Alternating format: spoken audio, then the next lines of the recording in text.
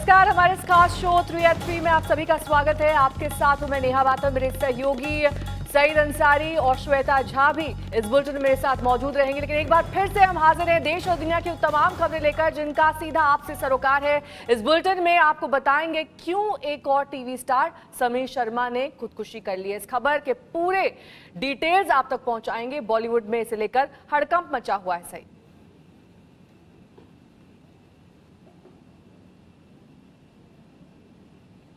हम आपको इस बुलेटिन में दिखाएंगे मुंबई की स्थिति, क्योंकि मुंबई में जोरदार बारिश हो रही है और इस बारिश की वजह से मुंबई बेहाल है, जबरदस्त परेशान।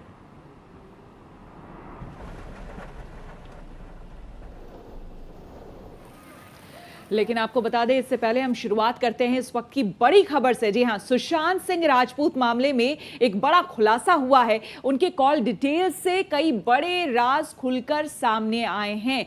आपको हम बता दें कि सुशांत को लेकर कई बातें सामने आ रही थी, लेकिन अब एक नया खुलासा हुआ है कॉल डिटेल को लेकर के। आपको हम बताते हैं इस कॉल डिटेल ने किस तरह से बड़े बड़े राज खोले हैं। और साथ ही सुशांत सुसाइड मामले में रिया को लेकर जो खुलासे हो रहे हैं वो दरअसल हैरान करने वाले हैं। पारिवारिक सूत्रों के हवाले से ये जानकारी मिली है कि रिया और उनका परिवार सुशांत को मेंटल हॉस्पिटल भेजना चाहता था। रिया लगातार सुशांत पर दबाव बनाती रहती थी। नवंबर में सुशांत ने अपने घर वालों से बातचीत की। कहा जाता है कि उन्होंने मदद मांगी अपने परिवार से। रिया नहीं चाहती थी कि सुशांत अपने घर वालों से मिले। ये सुशांत के चंडीगढ़ दौरे से भी साफ होता है। जनवरी में सुशांत अपनी बहन के पास चंडीगढ़ गए तो रिया ने महज 5 दिन के अंदर उन्हें 25 कॉल किए और उन पर मुंबई लौटने का दबाव बनाया था।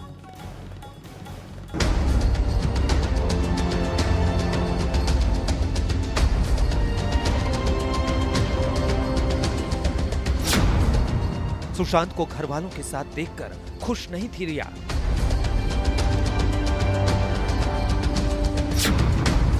सुशांत ने अपने घर वालों से मांगी थी मदद।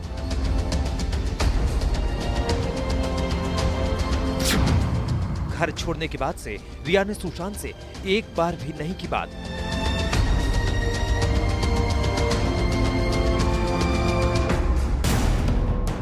सुशांत सिंह राजपूत के सुसाइड केस में बहुत बड़ा खुलासा हुआ है और सुसाइड को लेकर उठते सवालों में नया ट्विस्ट आ गया है। रिया से जुड़ा एक एक राज खुल रहा है, सच सामने आ रहे हैं।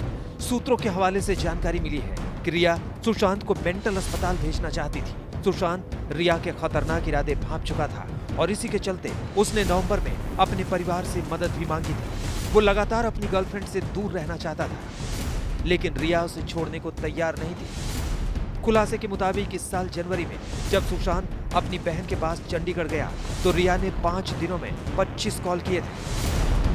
नए खुलासे से रिया पर और शिकंजा कसने वाला है। दूसरी ओर प्रवर्तन निदेशालय एक्शन में है। ईडी सुशांत से जुड़े लोगों से या तो पूछताछ कर चुकी है या फिर समन देकर बुलाया है। सबसे अहम पूछताछ शुक्रवार को होनी है। रिया को मुंबई के ईडी दफ्तर में हाजिर होना है। 7 अगस्त को होने वाली पूछताछ से ईडी कई राज रिया से उगलवाना चाहती है। जांच एजेंसी रिया से पूछेगी कि सुशांत के खाते से 15 करोड़ के लेन देन के आरोपों का सच क्या है। आपने जो कंपनियां अपने भाई शौविक के साथ मिलकर बनाई, उसके लिए क्या सुशांत ने पैसे दिए थे? अगर सुशांत ने कंपनियों के लिए मदद किया था तो कितना? क्या आप सुशांत का क्रेडिट कार्ड इस्तेमाल कर रही थी? सुशांत के साथ रहते हुए आपने उनसे कितने पैसे लिए? क्या आपको पता था कि आपके भाई के अकाउंट में सुशांत ने पैसे डाले थे? सुशांत के खाते से 8 लाख से ज्यादा रुपए शौविक के खाते में ट्रांसफर किए गए थे, वो भी सिर्फ नवंबर 2019 में। लिहाजा ईडी रिया से एक एक राज जानना चाहती है। सुशांत के घर वालों ने रिया चक्रवर्ती पर कई गंभीर आरोप लगाए हैं। इसके लिए ईडी ने एक दिन पहले ही सुशांत के हाउस मैनेजर सैमुअल मिरांडा से पूछताछ की। आज लगातार दूसरे दिन सैमुअल सवाल जवाब के लिए ईडी के दफ्तर पहुंचे हैं। इससे पहले सुशांत के सीए संदीप श्रीधर से 3 अगस्त को सवाल जवाब हो चुका है और रिया के सीए रितेश शाह से आज मुंबई में पूछताछ होनी है। रिया के सीए से ईडी पूछताछ कर यह जानना चाहती है कि आखिरकार 2019 और 2020 में रिया के अकाउंट में कितने पैसे और कहां से आए। ईडी कहीं ना कहीं यह भी जानने की कोशिश करे कि आखिरकार सुशांत के बैंक खातों से रिया के बैंक खातों में कितने पैसे ट्रांसफर किए गए। वैसे आरोपों में घिरी रिया बार बार खुद को बेगुनाह बताती रही है। I have immense faith in God and the judiciary. I believe that I will get justice. Even though a lot of horrible things are being said about me in the electronic media, I refrain from commenting on the advice of my lawyers as the matter is sub judice. Satyam Jayate. The truth shall prevail. रिया का ये बयान उनके वकील ने जारी किया था। खुद उनका अता पता नहीं है, लेकिन इधर बिहार पुलिस ने मुंबई से पटना लौटने का प्लान बनाया और रिया मुंबई में अपने प्राइम रोज अपार्टमेंट वाले घर पर लौट आई। मुंबई से सुजीत झा, दिव्येश सिंह, मुस्तफा शेख और दिल्ली से मुनीश पांडे के साथ आज तक ब्यूरो। सुशांत केस में लगातार नए नए मोड़ सामने आ रहे हैं। ये गुत्थी उलझती जा रही है। प्यार, पैसा, ब्लैकमेलिंग के नए नए एंगल हर रोज सामने आ रहे हैं, लेकिन अभी भी सुशांत सुसाइड मामला एक बड़ा प्रश्न चिन्ह, एक बड़ी गुत्थी श्वेता बनी हुई है। बिल्कुल सही जी, आपने सही कहा। और इस पूरे मामले में जांच के लिए पटना पुलिस दरअसल मुंबई गई थी, आपको पता होगा, लेकिन अब पटना पुलिस जो है वो वापस लौट आई है, वो पटना वापस लौट आई है मुंबई से। हालांकि पटना सिटी एसपी अब भी मुंबई में ही क्वारंटीन है और इस पर भी जबरदस्त बवाल हुआ है। राजनीतिक हलकों में भी ये सवाल पूछा गया कि आखिर पटना के सिटी एसपी जो गए थे मुंबई जांच के लिए, उन्हें क्वारंटीन क्यों किया गया। नेहा। बिल्कुल श्वेता, और बिहार के डीजीपी इस बात को लेकर बेहद मुखर भी रहे हैं। अपने तमाम इंटरव्यूज में उन्होंने इस बात पर नाराजगी जताई कि इस तरीके से आप हमारे अफसर को क्वारंटीन नहीं कर सकते हैं। मुंबई पुलिस के इस रवैये से बिहार के डीजीपी खफा हैं, वो इस मामले को कोर्ट में मोड़ सकते हैं।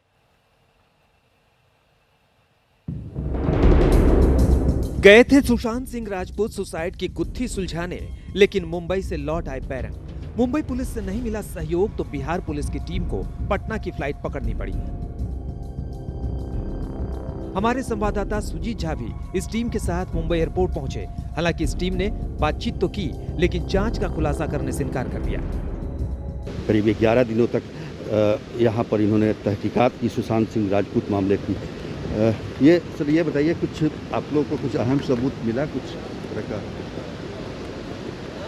कुछ थोड़ा सा कोई इस तरह का, कितने लोगों से पूछताछ की, क्या कुछ? चलिए, नाम तो सीबीआई के पास चला गया, वो करेंगे, कुछ कहना कोई ठीक नहीं रहेगा। तो मामला सीबीआई में चला गया। आप देख सकते हैं कि मुंबई एयरपोर्ट पर ये 4 सदस्यीय टीम लौट रही है। बिहार पुलिस की ये टीम 27 जुलाई को मुंबई पहुंची थी। मुंबई में 11 दिन में 12 लोगों का बयान रिकॉर्ड किया गया, लेकिन जब मुंबई पहुंचे पटना के सिटी एसपी विनय तिवारी को बीएमसी ने क्वारंटीन किया तो सारा माजरा ही बदल गया। जिसके बाद मुंबई पहुंची 4 सदस्यीय बिहार पुलिस की टीम को यहाँ वहाँ छुप कर रहना पड़ा। इसके बाद आखिरकार पटना लौटने का फैसला किया गया।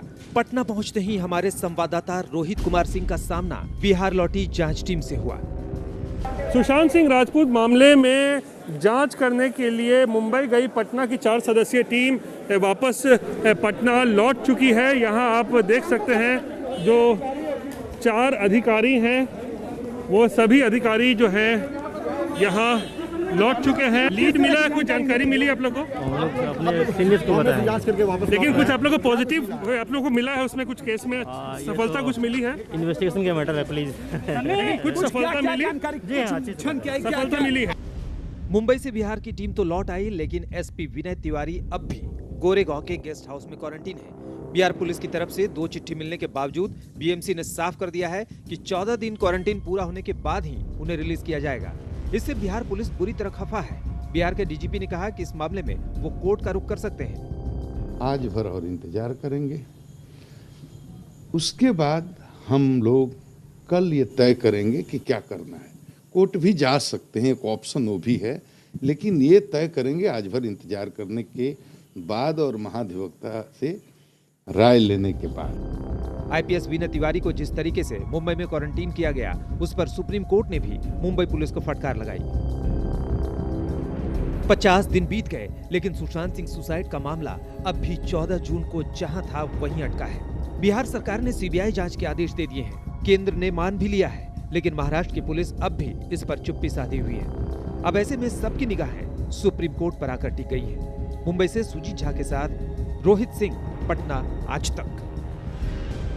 तो जाहिर तौर पर बिहार पुलिस इस मामले में अभी तक कोई भी खुलकर टिप्पणी नहीं करना चाहती, क्योंकि जांच का विषय है और अभी भी जांच की जा रही है। लेकिन रिपोर्ट में वो क्या कहती है, इस केस को फॉलो कर रहे हर शख्स को इसका इंतजार रहेगा। फिलहाल तो इस केस में नित नए खुलासे हो रहे हैं, नए नए किरदार इसमें जुड़ते जा रहे हैं। सईद, बिल्कुल, क्योंकि अब नेता और अभिनेता भी इसमें आ गए हैं और नेता अभिनेता दोनों आमने सामने हैं। बीजेपी के नेता नारायण राणे ने सुसाइड इस केस में सुशांत सिंह के एक नया मोड़ उस समय ला दिया जब उन्होंने कहा कि आदित्य पंचोली के बेटे सूरज पंचोली से इस मामले में पूछताछ होनी चाहिए। ये इस केस में श्वेता एक नया मोड़ है। बिल्कुल, हालांकि सईद जी, सूरज पंचोली ने सारे आरोपों को खारिज कर दिया है। दरअसल सूरज पंचोली से आज तक की खास बातचीत हुई जिसमें उनका कहना था कि उनका इस पूरे मामले से ना ही दिशा से ना ही सुशांत से उनका कोई लेना देना है।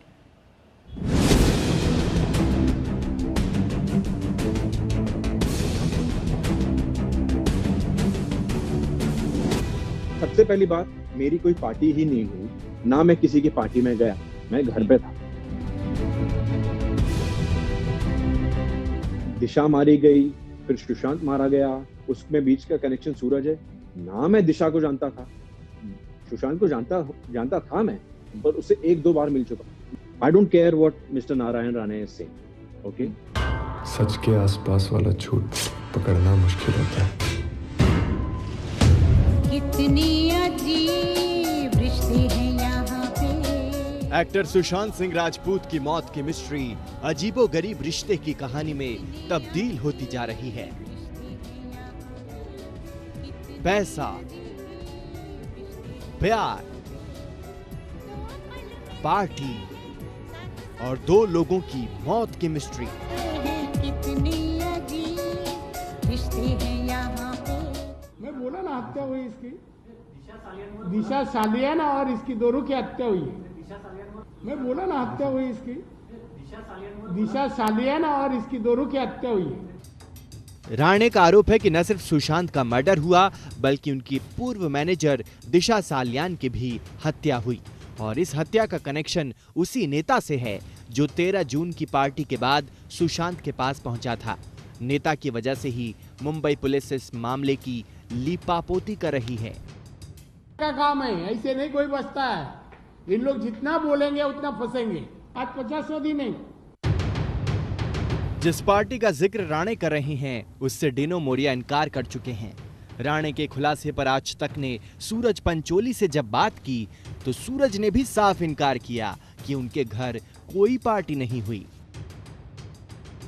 जो भी आज फेसबुक पे लोग लिखते हैं या यूट्यूब पे लोग जो वीडियोस बना रहे हैं फ्रस्ट्रेशन में, वो न्यूज चैनल्स उठा के उसे आर्टिकल बना रहे हैं। ना मेरे घर में कभी कोई पार्टी हुई थी, ठीक है? एक मैसेज है व्हाट्सएप पे, हर जगह गया है। मुझे मेरे दोस्तों ने दुबई से, लंदन से, हैदराबाद से भेजा है कि सूरज के घर पे पार्टी हुई थी, सूरज के पेंट हाउस में पार्टी हुई थी जहाँ पे सूरज ने सुशांत, दिशा, आदित्य ये सबको बुलाया था। With Aditya I mean Aditya Thackeray. सबसे पहले बात, मेरे पास पेंट हाउस है नहीं। I live on a first floor in Versova. Social media में सुशांत केस को दिशा केस से जोड़ा जा रहा है। कहा जा रहा है कि दिशा का मर्डर हुआ, इसका पता सुशांत को चल गया था और वो ये राज ना खोल दें इसलिए सुशांत की भी हत्या हुई। इस पूरे केस में सूरज का नाम बार बार उछल रहा है और उनसे पूछताछ की मांग हो रही है। बहरहाल सबसे बड़ी बात यह है कि पार्टी कहां हुई, उसका सीसीटीवी फुटेज कहां है। सुशांत केस में पेंच लगातार उलझता जा रहा है, नए नए किरदार इससे जुड़ते जा रहे हैं। सुशांत के लिए इंसाफ मांगने वालों का इंतजार लंबा होता जा रहा है। दिल्ली से सुशांत मेहता के साथ आज तक ब्यूरो। अपने घर में ही पंखे से लटक कर जान दे दी है। मलाड पुलिस ने इस मामले में मामला दर्ज भी कर लिया है, लेकिन बड़ा सवाल ये कि अब ये जो नया मामला सामने आया है और बॉलीवुड में इस तरह के मामले पहले भी सामने आते रहे हैं, तो आखिर क्या है इस मौत के पीछे की भी वजह? आपको हम बता दें, आज ही ये खबर सामने आई और एक बार फिर से ये खबर झकझोरने वाली है कि आखिर बॉलीवुड में क्या हो रहा है।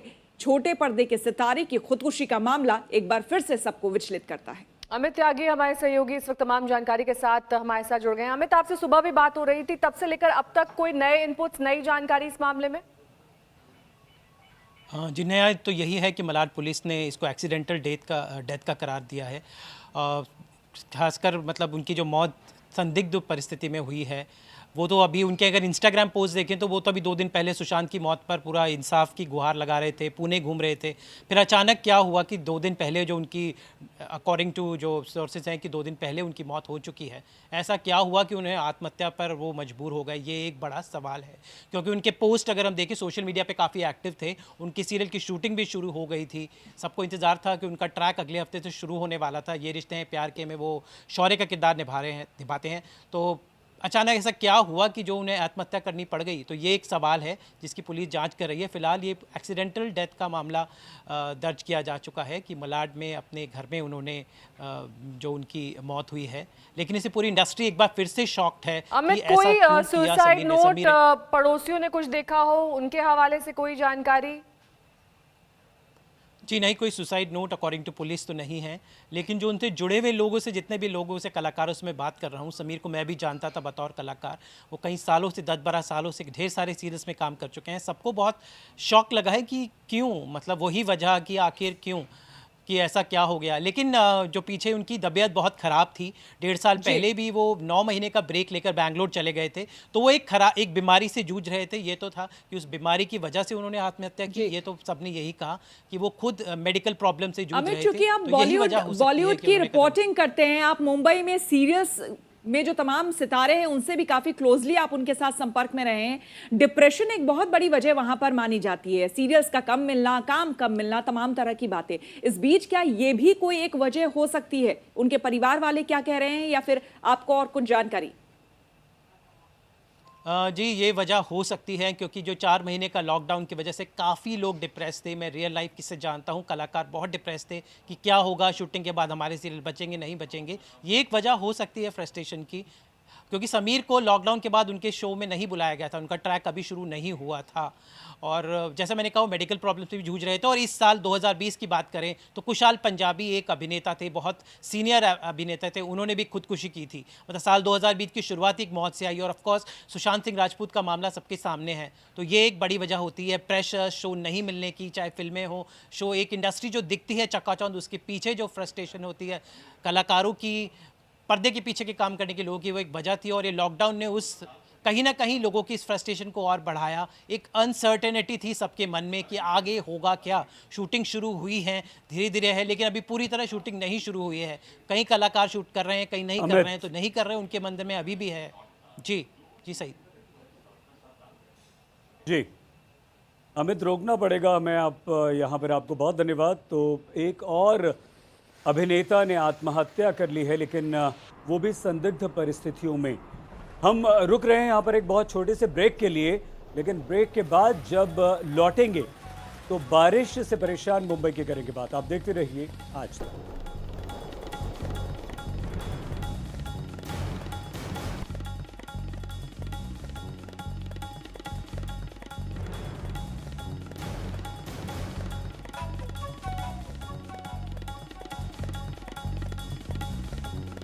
बुलेटिन के इस हिस्से में खबर मुंबई की बारिश से। 2 दिन की बारिश ने मुंबई को परेशान कर दिया है। कई इलाकों में पानी भर गया है और इतनी मूसलाधार बारिश तेज़ हवा के साथ हुई कि बड़े बड़े पेड़ गिरे हैं, भूस्खलन हुआ है। आज भी रेड अलर्ट है। हालांकि सुबह से रुक रुक कर बारिश हो रही है, लेकिन इस समय मुंबई में बारिश थमी हुई है। बिल्कुल, और बारिश और आपको बता दें कि ये पहली बार नहीं है, जबकि मुंबई में हर बार इसी तरह का मंजर देखने को मिलता है बारिश के मौसम में। कल रात की आपको बता दें कि कल रात की बारिश ने मुंबई की जिंदगी पर मानो ब्रेक लगा दिया।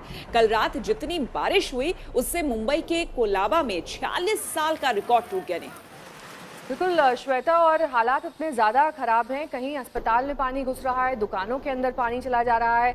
साथ ही जो ट्रेन का हाल है वो भी हम सुबह से दिखा रहे हैं कि कैसे मुसाफिरों को एनडीआरएफ और आरपीएफ की टीम ने बचाया नाव का सहारा लेकर।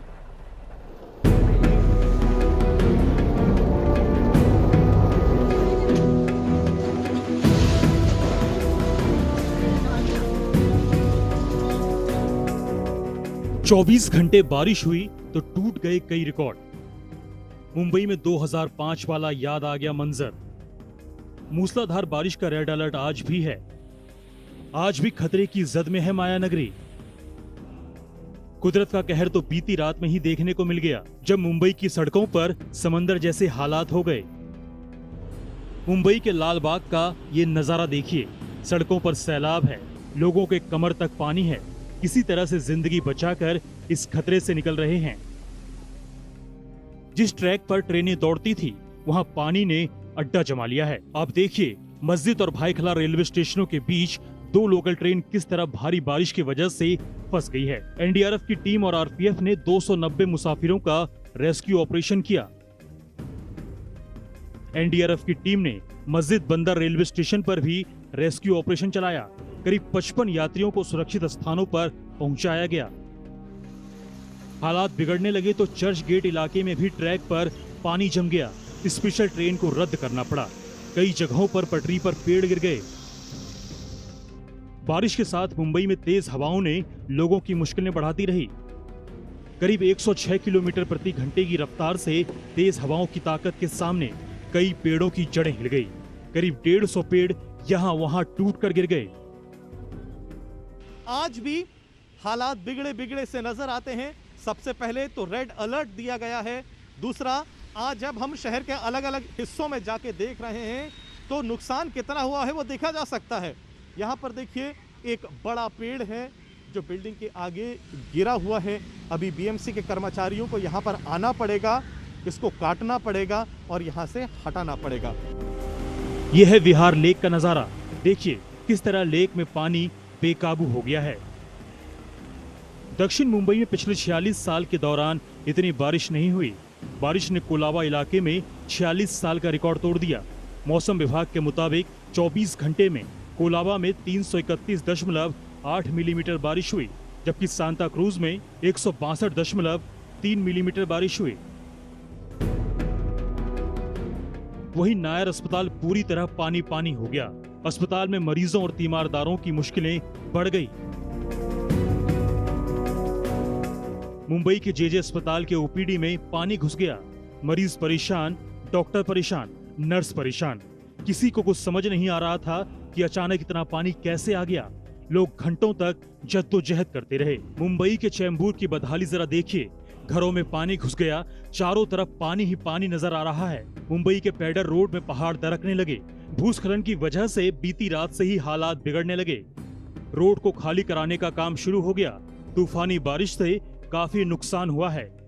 तो आप मान सकते हैं कि जो इंटेंसिटी रही होगी बारिश की वो कितनी ज्यादा रही होगी। तूफानी बारिश थी। 100 से ज्यादा का जो विंड स्पीड था वो 100 से 120 किलोमीटर पर आवर का था। और इस तरीके का विंड स्पीड नॉर्मल तो बिल्कुल ही नहीं है। और इस तरीके का विंड स्पीड एक तूफान की जो बारिश होती है, तूफानी बारिश जो स्टॉर्म होता है, उसकी विंड स्पीड मानी जाती है। और उसी के कारण काफ़ी नुकसान हुआ है। बहुत एरियाज में वाटर लॉगिंग है। 200 से ऊपर पैसेंजर्स को कल रेस्क्यू किया गया बोट्स में एनडीआरएफ की टीम्स द्वारा, क्योंकि ट्रेन्स पानी से भर चुकी थी। तो वो ट्रेन रेलवे स्टेशंस भी वाटर लॉग थे। पर आज सुबह की एक अच्छी खबर यह है कि अभी तक बारिश नहीं हो रही है। साउथ मुंबई में भी इस वक्त किसी तरीके की बारिश एक्सपीरियंस नहीं की जा रही है। हवा अभी थमी हुई है और आईएमडी का भी यही कहना है कि आज अगर बारिश हुई भी तो उसकी इंटेंसिटी कम होगी। तो उसी के साथ हम मान सकते हैं कि आज मुंबईकर्स के लिए एक अच्छा दिन रहेगा, एक सुकून भरा दिन रहेगा। पर फिर भी बीएमसी और मुंबई पुलिस ने सभी से यह आग्रह किया है मुंबईकर से कि अपने घरों के अंदर रहें। लो लाइंग एरियाज और कुदरत के कहर को देखते हुए बीएमसी की नींद खुली है। महाराष्ट्र के कई इलाकों में, सिर्फ मुंबई ही नहीं, कई इलाकों में, कई शहरों में जोरदार बारिश हुई है। लेकिन हर बार की तरह सवाल ये कि आखिर बीएमसी पूरे साल सोती क्यों रहती है? नेहा, बिल्कुल श्वेता, ये सवाल उठना लाजमी इसलिए भी है क्योंकि हर साल इसी तरह की तस्वीरें, इसी तरह का मंजर हम देखते हैं। हालांकि ये कहा जा रहा है पिछले 46 साल का रिकॉर्ड इस बार बारिश ने तोड़ दिया, लेकिन इसके बावजूद मुंबई, ठाणे, पुणे और पालघर में बारिश का रेड अलर्ट है इस वक्त। महाराष्ट्र के हालात को देखते हुए प्रधानमंत्री नरेंद्र मोदी ने उद्धव ठाकरे से फोन पर बात की और हर संभव मदद देने का भरोसा दिया है। सर बिल्कुल नेहा, 2005 की वो क़यामत की बारिश का मंजर लोगों को याद इस बार आ रहा है। उद्धव सरकार ने मुंबई वासियों को साफ तौर पर कहा है कि अगर कोई बहुत ज़रूरी काम ना हो तो आप अपने घरों से बाहर ना निकलें। एनडीआरएफ की 16 टीमों की तैनाती इस बात का संकेत और इस बात का प्रमाण है कि मुंबई में स्थिति बहुत ख़राब है।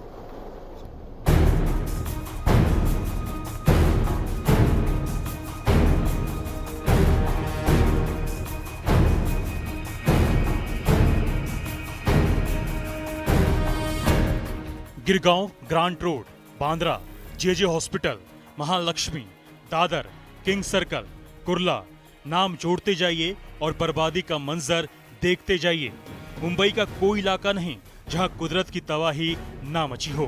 तेज हवाओं के साथ मूसलाधार बारिश हुई तो कहीं पेड़ टूट गए तो कहीं इलाका दरिया दरिया हो गया, कहीं सड़कें दरक गई तो कहीं पहाड़ों का सीना फटकर मलबा सड़कों पर बिखर गया, कहीं अस्पतालों में पानी भर गया, कहीं ट्रेन फंस गई।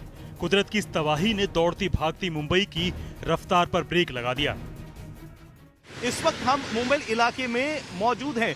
हालांकि इस वक्त यहाँ पर वाटर लॉगिंग नहीं है।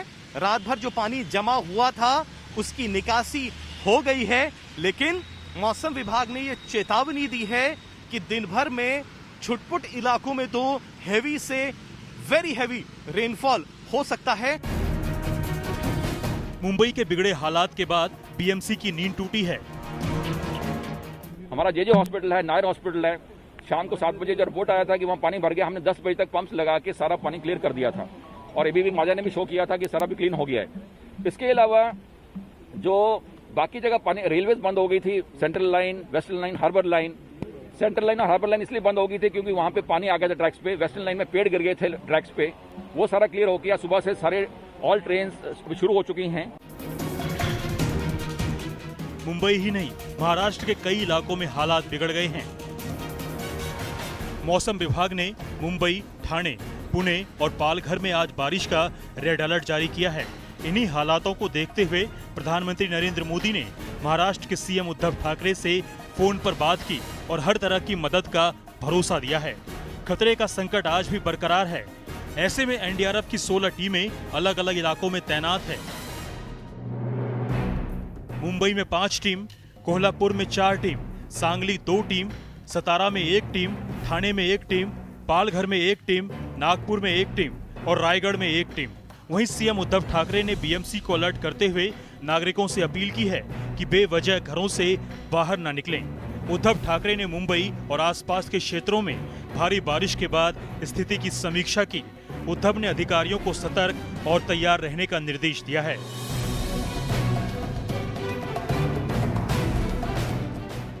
महाराष्ट्र के दूसरे क्षेत्रों में भी हालात बिगड़ गए हैं। कोंकण क्षेत्र में भी लगातार हो रही बारिश से 4 नदियां उफान पर है। रायगढ़ के मानगांव की सावित्री नदी खतरे के निशान के तो ऊपर बह रही है। काल नदी उफान पर होने से 86 गांव वाले जो फंसे थे उन्हें सुरक्षित स्थान पर पहुंचाया गया है। कोल्हापुर में बारिश के कारण 9 राज्य के हाईवे जबकि 34 सड़कें पूरी तरह से बंद कर दी गई हैं। कुदरत के कहर की पहली किश्त में महाराष्ट्र पानी पानी हो गया है। अभी तो मानसून बाकी है।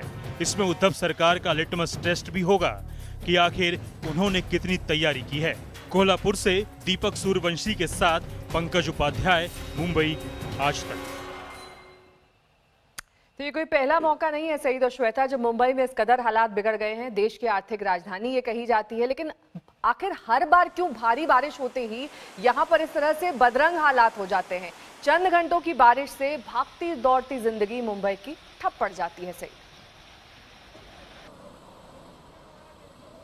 बिल्कुल नेहा, और यह सवाल आज का नहीं बरसों का है।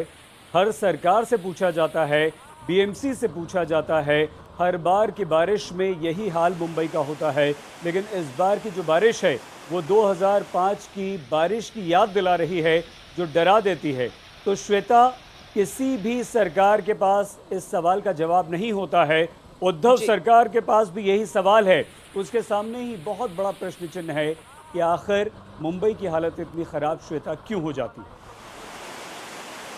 बिल्कुल, और आप जो 2005 की बारिश की बात कह रहे हैं, वाकई सबके जहन में वो आज भी ताज़ा होगी, जब 1000 से ज़्यादा लोगों की जान चली गई थी। करीब 550 करोड़ रुपए बारिश और सैलाब में बह गए थे।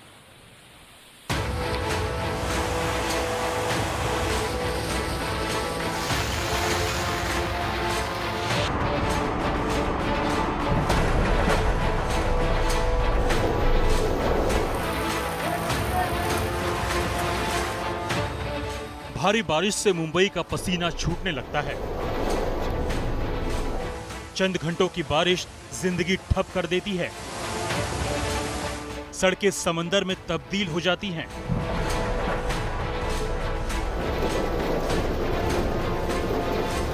सड़कों पर दौड़ने वाली कारें बेदम हो जाती हैं। ट्रेन की पटरियों पर नाव चलानी पड़ती है। ये हर साल होता है। आफत आती है, मुंबई रोती है, तड़पती है, लेकिन सूरत नहीं बदलती।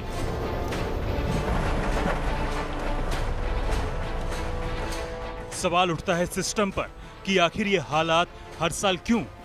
मुंबई की हालत सुधरती क्यों नहीं है? सरकार की योजनाओं का असर दिखता क्यों नहीं है?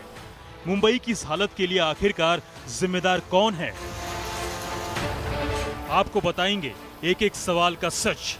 दरअसल मुंबई के दादर, मुंबई सेंट्रल, कुर्ला, अंधेरी, साकीनाका, बोरीवली, गोरेगांव, जुहू, बांद्रा, परेल, सायन, माटुंगा, धारावी, कोलाबा, सांता क्रूज, कल्याण, हिंदमाता, अंधेरी जैसे इलाकों में सबसे ज्यादा खतरा रहता है। ये सभी निचले इलाके हैं जहां आज तक भारी बारिश के संकट से निपटने के ठोस इंतजाम नहीं किए गए हैं। समंदर के किनारे बसे मुंबई पर हाई टाइड का भी खतरा है। समंदर का पानी मुंबई के निचले इलाकों में भर जाता है। ड्रेनेज सिस्टम सरेंडर बोल देता है। आखिर भारी बारिश हुई तो मुसीबत और बढ़ जाती है। कौन भूल सकता है 26 जुलाई 2005 को? बेहिसाब तबाही मची थी पूरी मुंबई में। 1000 से ज्यादा लोगों ने जान गंवाई थी। करीब 550 करोड़ रुपए की आर्थिक क्षति हुई थी। हजारों बसें, टैक्सी, ऑटो को नुकसान पहुंचा था। 24 घंटे के लिए मुंबई पूरी तरह से ठप हो गई थी। करीब 10 से ज्यादा दिनों तक मुंबई लोकल बंद रही थी। मुंबई को बसाने में जिस तरह प्लानिंग की गई या जो लापरवाही हुई, सरकारों ने जैसे अनदेखी की, उसी का नतीजा अब मुंबई भुगत रही है। दरअसल 7 द्वीपों को पाटकर मुंबई ने आकार लिया। इसमें बांद्रा रिक्लेमेशन, बैकवे रिक्लेमेशन और नरीमन पॉइंट जैसे कई स्थानों को जोड़ा गया। साथ ही मुंबई की 22 पहाड़ियों पर भी बस्तियां बसा दी गई। ये सब किए जाने के दौरान जल निकासी का कोई ध्यान नहीं रखा गया। मुंबई के भारी बारिश से तबाही मानो नसीब में लिख दी गई हो। दुर्भाग्य ही है कि इस हालत से उबरने के अब तक ठोस इंतजाम नहीं किए गए हैं। मुंबई से पंकज उपाध्याय के साथ ब्यूरो रिपोर्ट, आज तक। और आपको बता दें कि अहमदाबाद के कोरोना अस्पताल में आज सुबह भीषण आग लग गई। जी हाँ, इसमें 8 कोरोना पीड़ितों की मौत हो गई। यह हादसा अस्पताल के आईसीयू वार्ड में हुआ। उसमें 10 लोग एडमिट थे। आग में झुलसकर उनमें से 8 लोगों की जान चली गई। बताया जा रहा है कि यह घटना शॉर्ट सर्किट की वजह से हुई, लेकिन मृतकों के परिजन अस्पताल और प्रशासन पर गंभीर आरोप लगा रहे हैं। सुबह जब वो अस्पताल पहुंचे तो इसे लेकर लोगों में जबरदस्त गुस्सा था।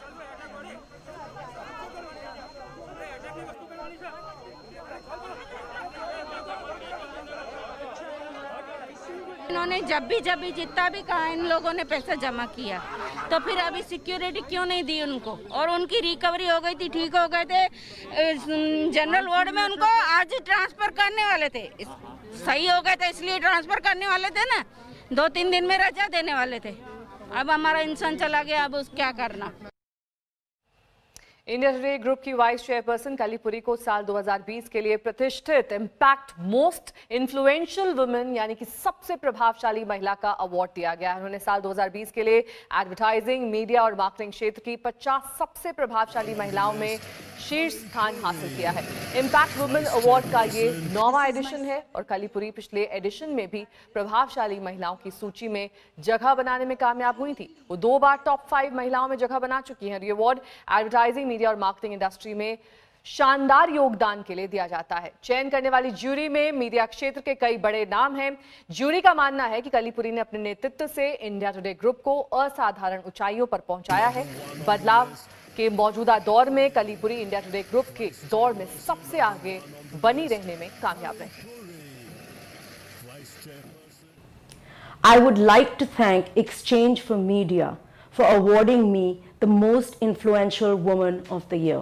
This award will always be very special to me, coming in the time of Corona that has tested every imaginable aspect of my leadership and character.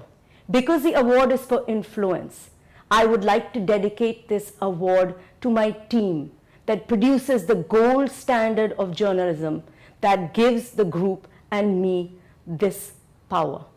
I am so deeply grateful to all of you.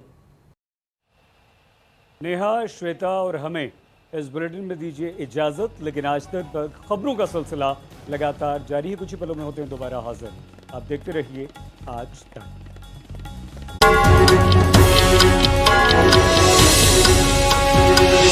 नमस्कार, मैं हूं अंजना ओम कश्यप। हमें उम्मीद है ये video आपको पसंद आया होगा। लेटेस्ट खबरों के लिए यूं ही देखते रहिए आज तक और इस वीडियो के पसंद आने पर लाइक, शेयर एंड सब्सक्राइब करना ना भूलें।